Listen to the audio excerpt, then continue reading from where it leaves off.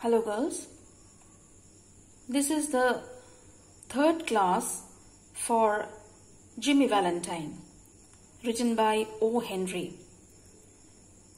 We shall continue today and deal with the last part of this chapter. So in the previous class we have seen that Jimmy happened to meet Miss Annabel Adams at Elmore, where he wants to start afresh by doing some shoe business. He inquired everything about the possibility of the business there. We have also seen how Jimmy intelligently got to know her name from that boy sitting on the steps of the Elmore Bank. Now we shall discuss about the rest part of the story and finish it today. But before that, certain questions can be framed from this part. For example, number 1, what do you know about the finest set of burglar's tools? Keep this within quotes. The finest set of burglar's tools of Jimmy Valentine. Number 2, what happened a week after the release of Valentine? Number 3, when was Ben Price brought in to investigate? Number 4, how could Ben Price be assured that it was all because of Valentine? And number 5, how did Jimmy become a successful dodger of retribution? Within quotes, a successful dodger of retribution. So these are the certain questions that can be framed from the last part of the story that we have dealt in the previous class. Now let us move on with the chapter. There ought to be a good opening in the shoe line. There wasn't an exclusive shoe store in the place. So the people there in the town of Elmore didn't have any specialized shoe store, right? The dry goods and the general stores handled them. So they did have some shops like we have departmental stores nowadays. The shops that have everything, stacked up there, including shoes. Business in all lines was fairly good. So there was a good opportunity for Jimmy Valentine to open up a new shoe store, and that would fare well there. Hoped Mr. Spencer would decide to locate in Elmore. He would find it a pleasant town to live in and the people very sociable. So the place he had chosen to be in was a pleasant town, and people in the town were also very sociable, and perhaps Jimmy would find it very sociable and a pleasant place to live in. Mr. Spencer thought he would stop over in the town a few days and look over the situation. So now Mr. Spencer, means Jimmy Valentine, decided to stay at that very place to just judge by himself whether it is the town where he wants to live in his future days. Okay? No, the clerk didn't call the boy. He would carry up his suitcase himself. It was rather heavy. So now, girls, the later part of this sentence, it was rather heavy, is significant over here. As we all know, because we have just dealt with the other part of the chapter, and we know very well that the suitcase was a very important, thing that Jimmy Valentine possessed. And it was very heavy. Why? Because it contained all the necessary and important gadgets, tools for burglary. And they were all made up of either nickel or aluminium or iron. So it was heavy. And he never allowed or permitted anybody to carry it. So he carried it himself. Mr. Ralph Spencer, the phoenix that arose from Jimmy Valentine's ashes. Now I would like to tell you about phoenix. Phoenix is not a regular bird. It is a bird, rather it is a mythical bird, okay, that can be found in the Arabian wilderness, that is supposed to burn in the pyre of fire, and it arises from the ashes of that fire. Okay, so here phoenix has been used by the author symbolically. Okay, so phoenix, the moment the phoenix arises, it symbolizes something. It symbolizes the rebirth of a value, the rebirth of a person, rebirth of anything that is good. So Jimmy Valentine is burnt over here. So from his ashes, Mr. Ralph Spencer arises, and he gets a new birth, a rebirth rather to say, and he wants to live a life in a different manner. Okay, so here we see that he opens a shoe store and wants to run a secured business. Socially, he was also a success and made many friends, and he accomplished the wish of his heart. He met Miss Annabel Adams and became more and more captivated by her charms. So here I will show you a picture in which these two people are seen to be in love with each other. So this is our very own Jimmy Valentine and his lady love, very beautiful indeed, Miss Annabel Adams. These two characters are very much in love with each other, and Jimmy Valentine has succeeded to become a new person in a very strange new place, Elmore. At the end of a year, the situation of Mr. Ralph Spencer was this. He had won the respect of the community, his shoe store was flourishing, and he and Annabel were engaged to be married in 2 weeks. Mr. Adams, the typical plodding country banker, approved of Spencer. So now we see that Spencer, this Ralph D. Spencer, our very own Jimmy Valentine, has been successful in everything he has done in a very new place. Annabel's pride in him almost equaled her affection. So love of Annabel towards Jimmy or Ralph D. Spencer was just equal to his love for her. He was as much at home in the family of Mr. Adams and that of Annabel's married sister as if he were already a member. So he very soon became a very important part in the family of Mr. Adams. And he became a very important and a very known face in the town of Elmore. One day, Jimmy sat down in his room and wrote this letter, which he mailed to the safe address of one of his old friends in St. Louis. Dear old pal, I want you to be at Sullivan's place in Little Rock next Wednesday night at 9 o'clock. I want you to wind up some little matters for me, and also I want to make you a present of my kit of tools.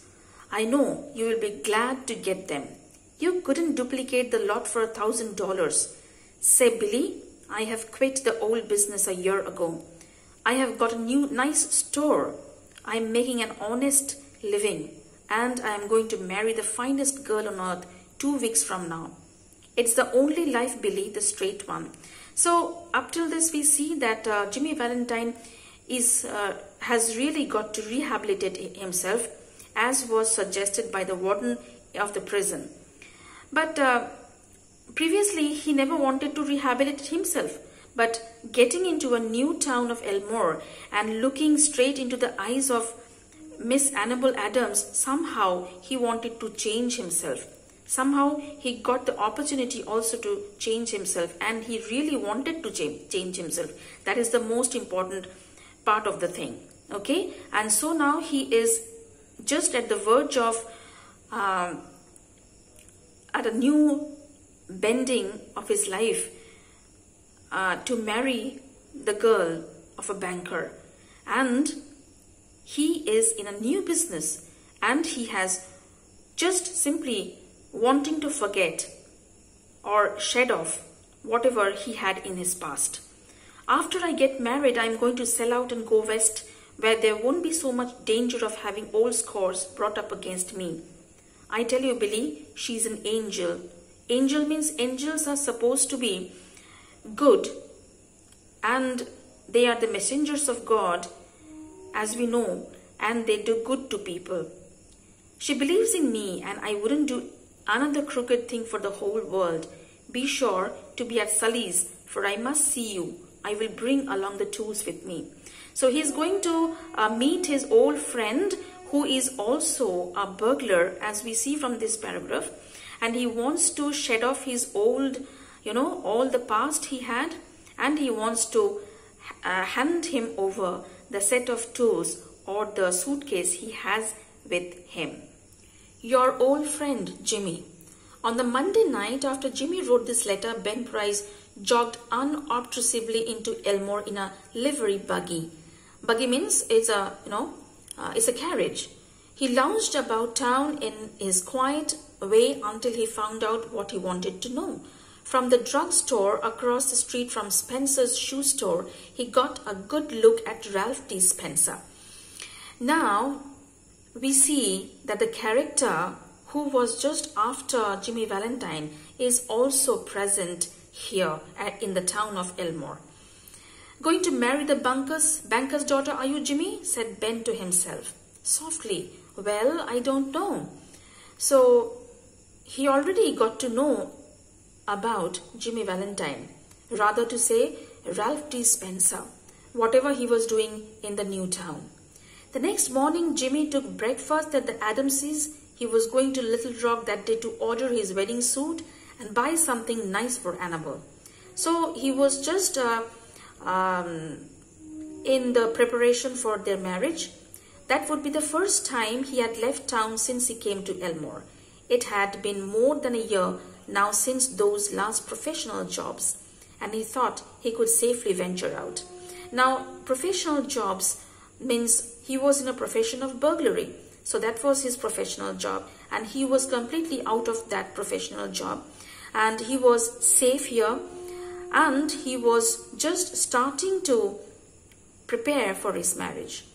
After breakfast, quite a family party went downtown together. Mr. Adams, Annabelle, Jimmy, and Annabelle's married sister with the two little girls aged 5 or 9. They came by the hotel where Jimmy still boarded and ran up to his room and brought him his suitcase. Then they went on to the bank. There stood Jimmy's horse and buggy and Dolph Gibson, who was going to drive him over to the railroad station. So now this was a situation where all the family members of Adams, Mr. Adam, they came over to the bank, and Jimmy's horse and carriage was ready for him to carry to the railroad station. From there, he was to go meet his old friend at Sullivan's place. All went inside the high carved oak railings into the banking room. Jimmy included, for Mr. Adams' future son-in-law was welcome anywhere. So this is, somewhat like irony is being used over here. A burglar, an infamous burglar, was now marrying the daughter of a banker, and he was surprisingly welcome anywhere in the bank. The clerks were pleased to be greeted by the good-looking, agreeable young man who was going to marry Miss Annabelle. So he was very much welcomed by all the people of the bank. Jimmy set his suitcase down. Annabelle, whose heart was bubbling with happiness and lively youth, put on Jimmy's hat and picked up the suitcase. "Wouldn't I make a nice drummer?" said Annabelle. "My, Ralph, how heavy it is. Feels like it was full of gold bricks." Now see, these type of statements we do not make to any ordinary or normal person. This was also a statement of irony. This statement is, the suitcase was filled with burglars' tools. And what she said? She said that it was, probably it was full of gold bricks. That was really an ironical statement, isn't it? Lot of nickel-plated shoe horns in there. said Jimmy coolly, and I am going to return. Thought I would save express charges by taking them up. I'm getting awful economical. Now he just dodged off the statement and said in a very cool and calm manner that it was all nickel-plated shoe horns inside the suitcase and nothing else. The Elmore Bank had just put in a new safe and vault. Mr. Adams was very proud of it and insisted on an inspection by everyone. And now see a new situation coming up here. The bank had a new safe, new vault, and it had a patented door also. Means it was impossible for anyone to open. So Mr. Adams wanted everybody of his family to have a look at that vault. The vault was a small one, but it had a new patented door. It fastened with 3 solid steel bolts thrown simultaneously with a single-handed and had a time lock. So we find here that it was a door that was very scientifically manufactured. Okay, it was a patented door. It had a time lock. Its combination was so very new that it was simply impossible for any other person to open. Okay, it was so very much secured. Mr. Adams beamingly explained its workings to Mr. Spencer, who showed a courteous but not too intelligent interest. The 2 children, May and Agatha, were delighted by the shining metal and funny clock and knobs. So here we see that Mr. Adams was very much excited and he was very much, enthused to show all the workings to Mr. Spencer. And Mr. Spencer was quite curious about all those things, though he did not show his curiousness. And these 2 children, these 2 girls, were also very interested in all those that was happening here. While they were thus engaged, Ben Price sauntered in and leaned on his elbow, looking casually inside between the railings. So Ben Price was also here at the bank. He told the teller that he didn't want anything, he was just waiting for a man he knew. And he did not have any business at the bank, but he was only waiting for a person, and we well knew for whom he was waiting for. He was waiting for our Jimmy Valentine. Suddenly there was a scream or 2 from the women and a commotion. Suddenly something very unusual and very strange happened, unexpected something. Okay, there was the women screaming, the children screaming. What had happened to them?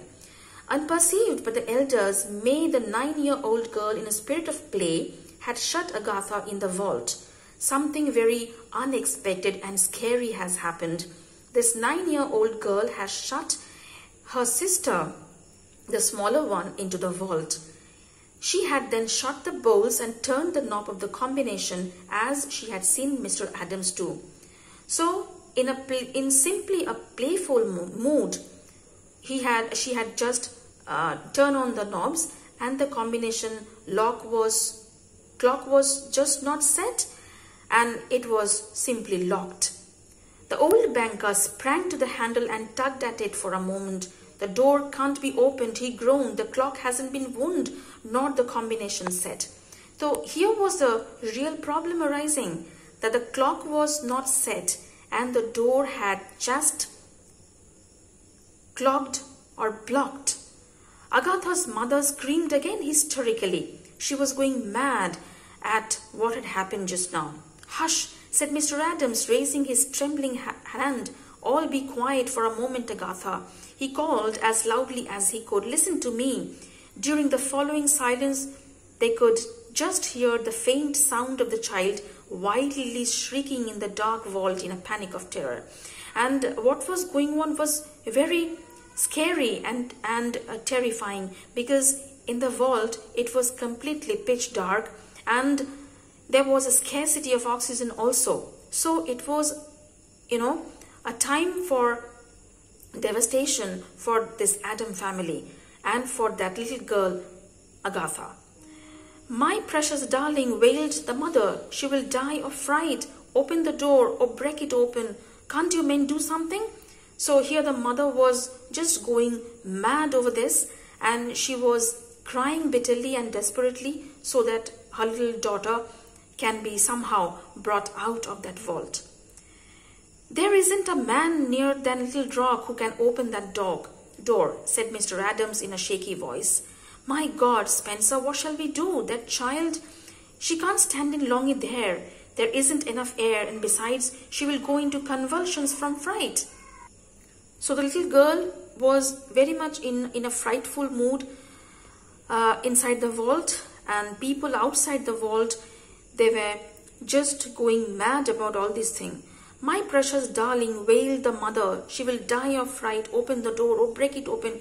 Can't you men do something? There isn't a man nearer than little rock." So now Agatha's mother, frantic now, beat the door of the vault with her hands. Somebody wildly suggested dynamite. So some suggestions were coming in here.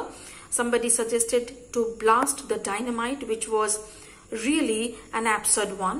Annabel turned to Jimmy, her large eyes full of anguish but not yet despairing.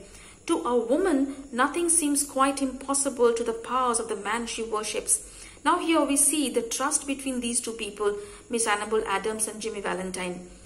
So she really believed Jimmy, and she was just saying, looking at Jimmy, that yes, you can only do something. Please do something. "Can you do something, Ralph? Try, won't you?" He looked at her with a queer, soft smile on his lips and his keen eyes. "Annabel," he said, "give me that rose you are wearing, will you?" Hardly believing that she heard him all right, she unpinned the bud from the bosom of her dress and placed it in his hand.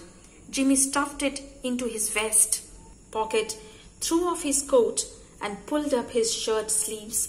So, hearing such words from his lady love, he was now very much ready to do what is simply unprecedented. With that act, Ralph D. Spencer passed away and Jimmy Valentine took his place. Once again, Jimmy Valentine appears here. "Get away from the door, all of you," he commanded shortly. So now, as we have seen in the previous part of the chapter, that whenever Jimmy Valentine did his work, he was a perfectionist. Whatever he did with 100% perfection. So now Ralph D. Spencer could not do what Jimmy Valentine was to do. So now Jimmy Valentine comes here, enters in this place, and he started his job. He set his suitcase on the table and opened it flat. From that time on, he seemed to be unconscious of the presence of anyone else. So he was completely into his business of, opening the vault. He laid out the shining, queer implements swiftly and orderly, whistling softly to himself as he always did when at work. So whistling softly to himself, this very well indicates the fact that he enjoyed his job. What he did with perfection, and he really enjoyed his job. In a deep silence and immovable, the others watched him as if under a spell. So those who were standing beside him were just witnessing something very magical. In a minute, Jimmy's pet drill was biting smoothly into the steel door. The door, remember, is a patented door. That means it was impossible to break into it. But here, Jimmy's skills, his artistry, came in here and made a mark. In 10 minutes, breaking his own burglarious record, he threw back the bolts and opened the door. So this was once again a record-breaking incident in Jimmy's life. Agatha, almost collapsed but safe, was gathered into her mother's arms. So Agatha was ultimately rescued from that dark vault. Jimmy Valentine put on his coat and walked outside the railings towards the front door. As he went, he thought he heard a faraway voice that he once knew called Ralph, but he never hesitated. Now see, somebody was waiting at the bank for him. Ben Price? So Ben Price knew Jimmy Valentine as Jimmy Valentine and not Ralph. But we here see that he was calling Jimmy Valentine as Ralph. At the door, a big man stood somewhat in his way. "Hello, Ben," said Jimmy, still with his strange smile. "Get around at last, have you? So, you have at last seen me and caught hold of me, right?" So this was what Jimmy Valentine wanted to say. "Well, let's go." This is an important remark, a statement from Jimmy. Let's go. Where? Supposingly to the prison once again. I don't know that it makes much difference now. So now he tells us that yes, whatever I did just now do not make any difference if I go to prison once again. Because whatever I did in my burglarious career, this was something very much good indeed, and it saved somebody's life. So if I go to the prison also, it does not make any change or difference to me. And then Ben Price acted rather strangely. Girls, you remember perhaps in the very first part of this story I told you that O. Henry's stories are marked with a twist at the very end of the story. Now comes the twist. Ben Price acted rather strangely. "Guess you are mistaken, Mr. Spencer," he said. "Don't believe I recognize you. Your buggy is waiting for you, ain't it?" And Ben Price turned and strolled down the street. So Ben Price here realized that the person he was looking for, the person he was investigating so far, the person is no more. The person he just met is Ralph D. Spencer, a life giver and not a burglar called Jimmy Valentine. So this is all about your story, Jimmy Valentine. I hope you have liked it and I hope you have understood this chapter very well. Thank you.